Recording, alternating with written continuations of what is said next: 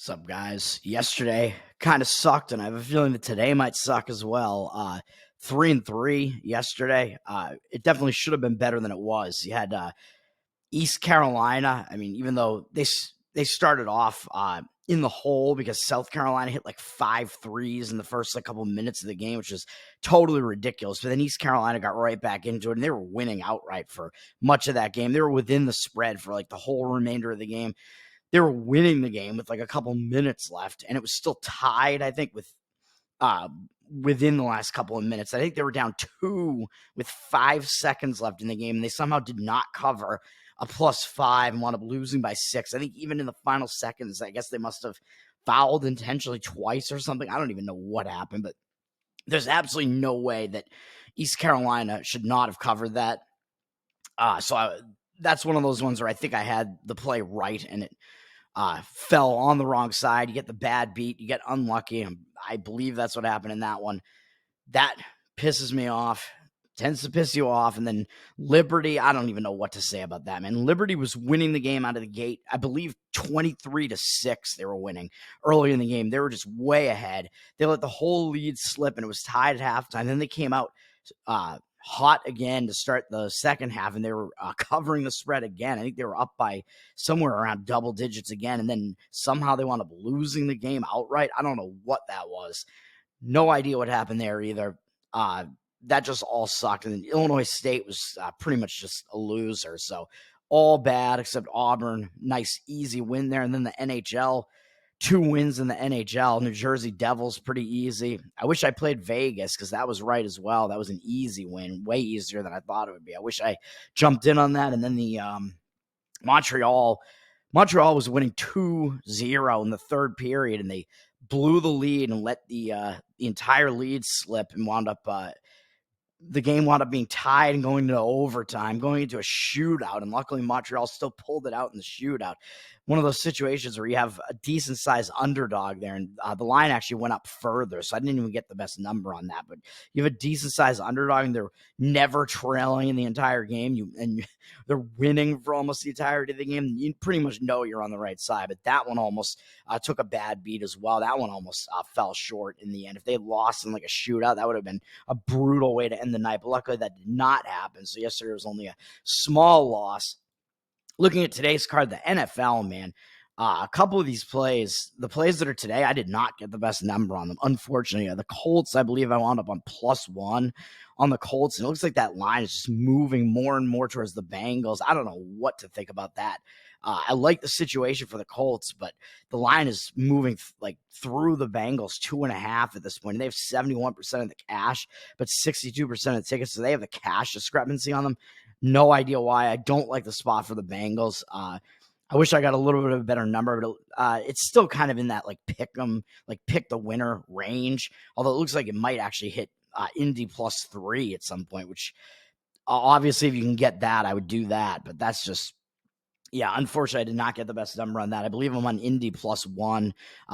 Sometimes when I give these plays out on the NFL show, I mention that you should like wait. Sometimes I forget to. Like I constantly misspeak as well. So I don't know. And then the 49ers line has gone up further as well. Like if you're in the double digit range, I mean, that's probably still okay, but they're at 13.5 now, which I did not get the full 13.5 on that. I got what did I get? Either 10.5 or 11.5. I forget what I got on that. And they're at 71% of the cash, 71% of the tickets. So still a very public team, but sometimes when you're playing a really heavily public team, it just makes sense to just wait because the number might just go up a little bit. Although in their case, I want it to be like at least on the right side of the like 10.5 side of it though. So I don't know.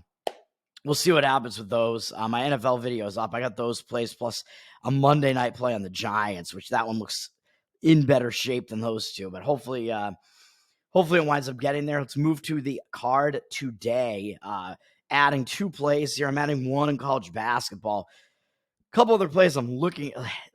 There are a couple other situations in college basketball, at least, where I would have maybe like a couple of leans here where Miami is hosting Colorado. Miami's the 15th ranked team, and everybody saw them get to, what did they get to, the Final Four last year or something like that? And they're facing an unranked Colorado team. But then you go and you look at the line, and Miami's only a 1-point favorite, and they got 76% of the cash and 78% of the tickets. So they are the public home favorite, and they're only laying 1. And you look at that and think, like, what's going on here? Like, why is the 15th ranked team in the country only laying 1 point to a Colorado team who is unranked? The odds makers are telling you, man, that the rankings are wrong in this case, and that Colorado is actually the slightly better team. Ken Palm has them as slightly the better team. Ken Palm has Colorado winning that game by 2. So I would lean only in the Colorado direction there. I think it's one of those situations where the rankings are off as far as how good the teams actually are. Miami's still kind of riding a ranking from what they had last year. Miami really has not done anything this year so far. The one like really good team they played was Kentucky, and they got drilled by Kentucky. So I don't know. Yeah, there's nothing to really justify Miami's ranking here, and they're not actually the 15th ranked team. And that is a neutral site game. Actually, that's not at Miami, so that explains that's a little bit why. So that line is a little bit off, I would say, for sure. With I think Colorado should actually be the favorite on a neutral. So that's the way I look at that. Situationally, there's not much of a situation there, but I would lean to Colorado there. That game's being played in Brooklyn, I believe, at the Brooklyn Nets arena, the Barclays Center there. It's the Brooklyn Showcase tournament or whatever's going on there. So small lean to Colorado in that one. I have a small lean against Northwestern because they're in a huge letdown spot, obviously. They upset Purdue in overtime the last time we saw them. They've had a week off now, which might kind of clobber their momentum.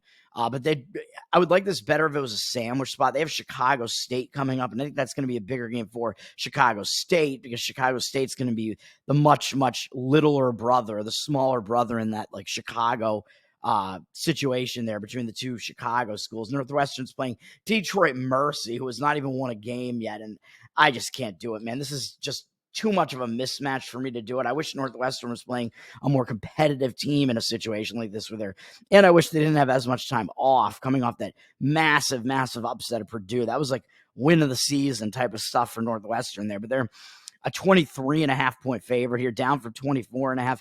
Detroit Mercy has 89% of the cash, but 62% of the tickets. So it does look like more of the money is on Detroit Mercy. Ken Palm has them at about a 21-point underdog in this game. So I would only lean to Detroit there. But I just can't do it, man. I wish it was a bit of a worse spot for Northwestern than it is. It is a huge letdown spot, though. And then I think Texas A&M is in a look-ahead spot. They're a 7.5-point favorite with 97% of the cash, but 72% of tickets. So it looks like they do have the cash discrepancy. This is against Memphis, but they are certainly the public team. Texas A&M is the ranked team. This is another situation where I think the rankings are a little bit misleading because even though Texas A&M, I think, is the better team in this situation, I think Memphis is pretty good, and they're probably if they shouldn't be in the top 25, they're almost just out of the top 25. And Texas A&M has a huge look ahead to Houston, who has kind of become a bigger brother in Texas because they've been so good recently. Ken Palm has this one at 7. I would slightly lean to Memphis here because I think it's a big look ahead spot for Texas A&M, having Houston coming up next on Saturday. Which is going to be obviously a big game. Houston, maybe the best team in the state of Texas. And then one other one that I was looking at was, what was the other one that I had kind of an eye on trying to figure out what I wanted to do there? Chicago State and St. Thomas, Minnesota. That's a situation where Chicago State, they beat Stetson in a blowout, basically. They manhandled Stetson, which was a game that was at home for Chicago State.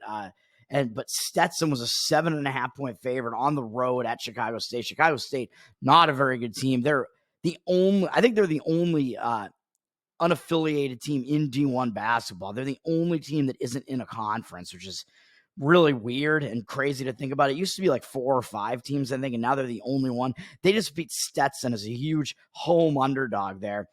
They're coming off that, and they have Northwestern up next, which is, as I mentioned when I just talked about Northwestern, that's a big game for Chicago State, kind of, because that's one of their big in-city rivals there.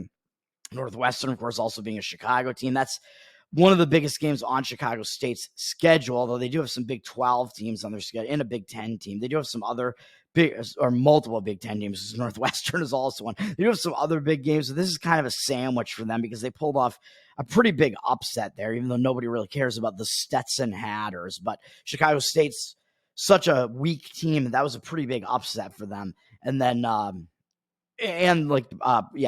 their other two wins are much less impressive than that one against Southern Indiana and Morgan State. So, big win for them, and they have Northwestern up next. So I'm looking like I might want to go with St. Thomas, Minnesota here.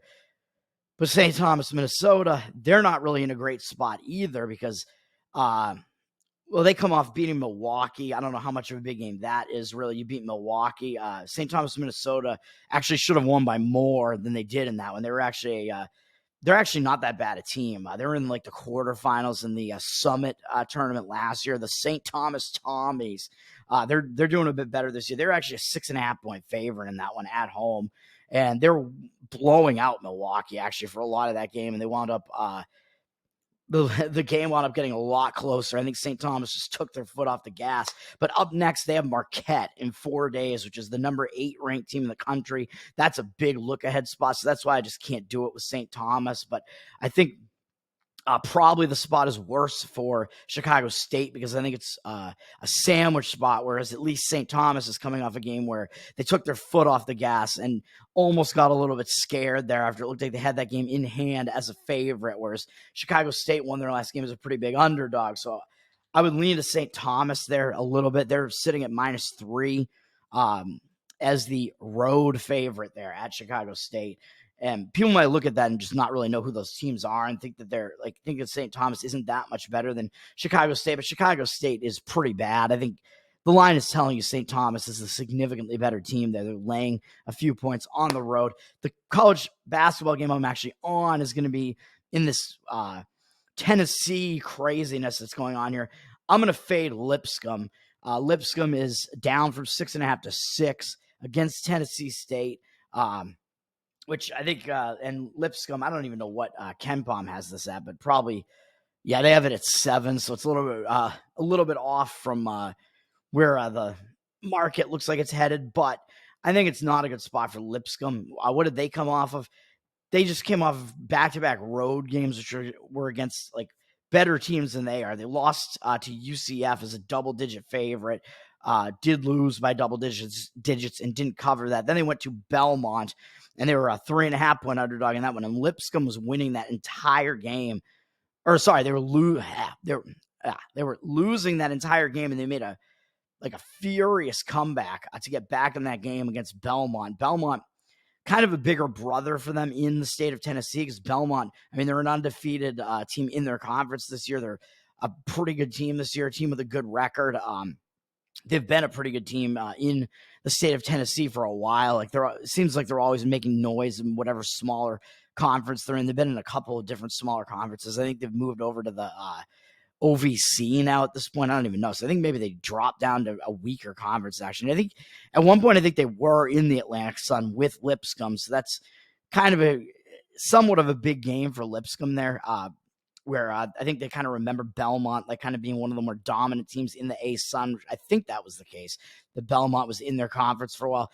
So that was a game where Lipscomb made a furious comeback late in that game to overcome a gigantic deficit. They were in a 20-point hole in the middle of that game, a huge hole for much of that game. They came all the way back, and then I believe they took the lead in the final minute of that game and then wound up losing.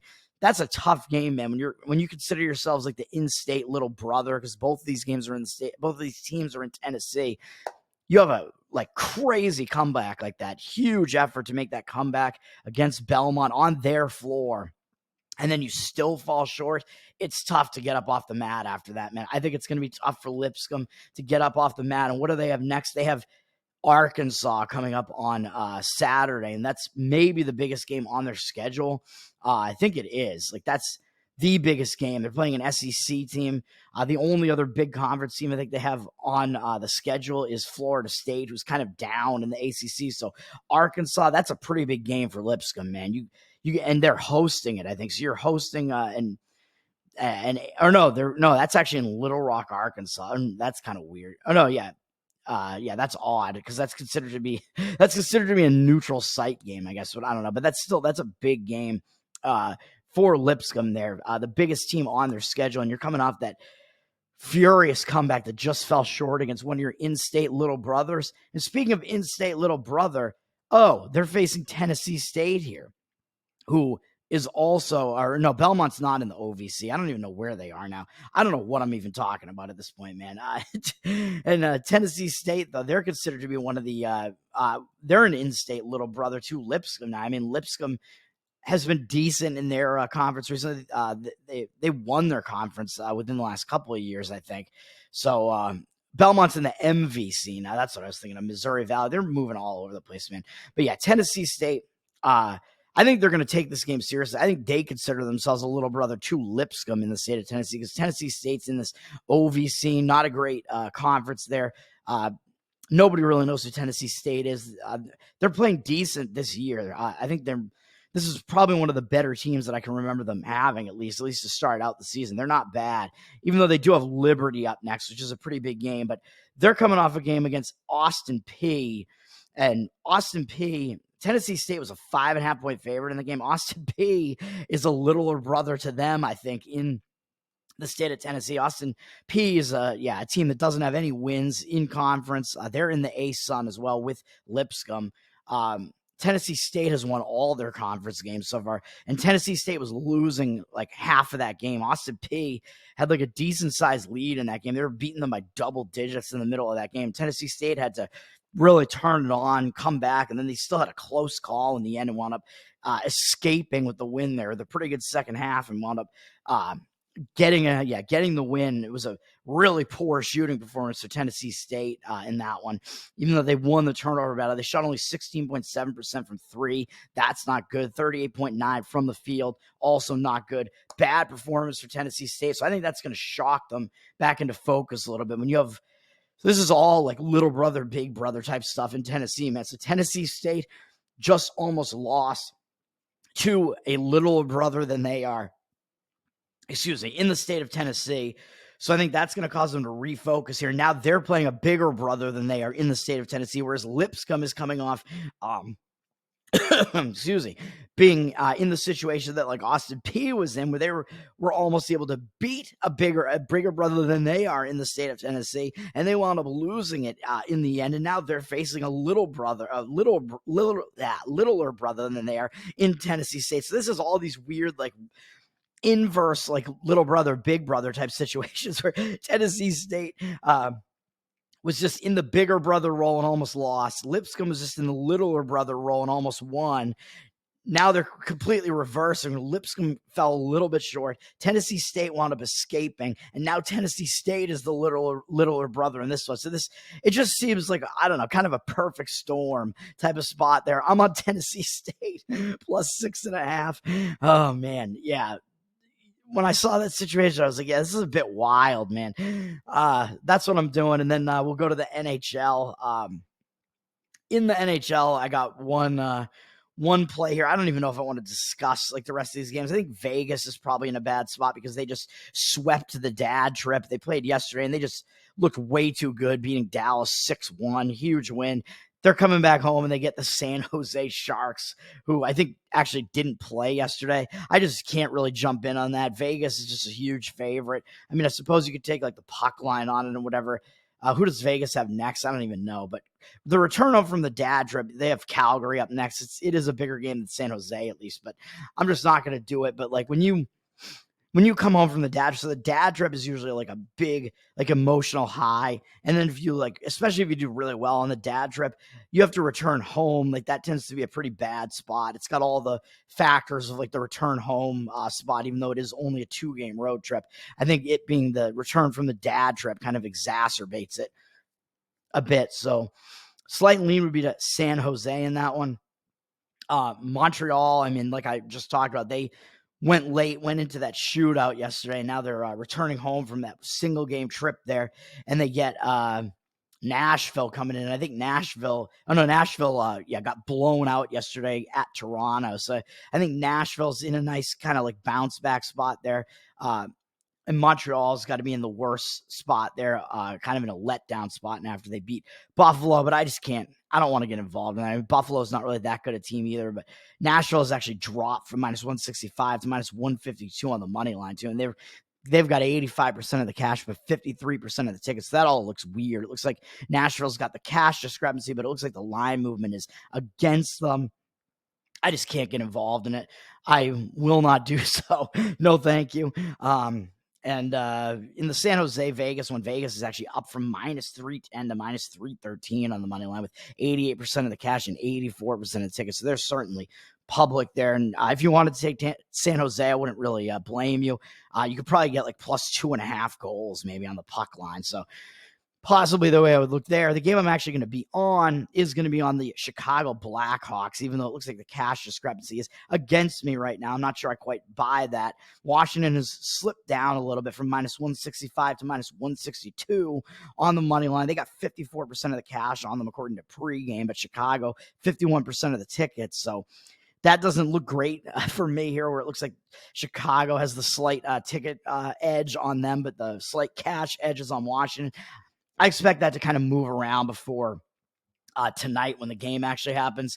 I don't actually buy it. I think probably Washington's going to have to be the public team here, right? Like how could they not be? Like people like what they've seen out of Washington recently. Even though they lost 3 games in a row before yesterday, they got a winning record. Chicago has one of the worst records in hockey. So yeah, I don't see Washington not being the public team here.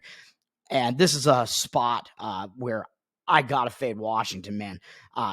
They returned home from like a pretty long road trip, and they didn't really suffer a letdown. They had 2 days off. They played really tough against Dallas in the return home.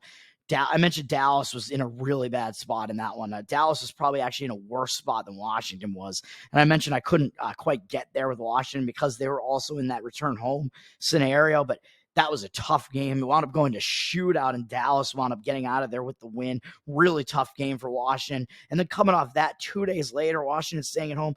Yesterday, they shut out the New York Rangers. Huge win for the Washington Caps. Rangers, one of the best records in hockey, and you just shut them out, man. That was a huge, huge game for Washington. Yeah, really big game there. Now you go on the road with no time off. You go to Chicago. Even though, yeah, I like to say starting a road trip is usually kind of a positive because it helps you like focus on hockey, but when you have no days off and you're coming off such a huge win like that in 2 really big games in a row, and now it's a 3rd game in 4 days, I don't think that's a very good spot. I really don't think so. They got Philadelphia up next to it, at the very least, is an Eastern Conference team. Philadelphia has actually been playing well. Philadelphia is actually in 2nd place in the Metro Division behind the New York Rangers, so that almost makes this like a sandwich spot because Philadelphia has kind of turned it on, and they've been doing well as well. And is I think Washington's in that division as well. So this is kind of a divisional sandwich there with an out-of-conference road team in between. And it's an out-of-conference road team who doesn't have a very good record here, the Chicago Blackhawks, although they've won 2 in a row. Chicago also played yesterday, and they beat the St. Louis Blues. So that was kind of an easier game, I think, even though St. Louis has been playing decently. It was a 3-1 win, not bad. So they don't have any time off either, but I think they can at least focus on this game on Washington. They have Edmonton up next. I think when you're Chicago and you got that like really bad win-loss record, I think you're not going to just be like unfocused in most games, really, I would say. So even though they're coming off a decent win over the Blues, the spot is way worse for Washington. It's a sandwich spot. Chicago doesn't have to travel. They get to stay at home at least.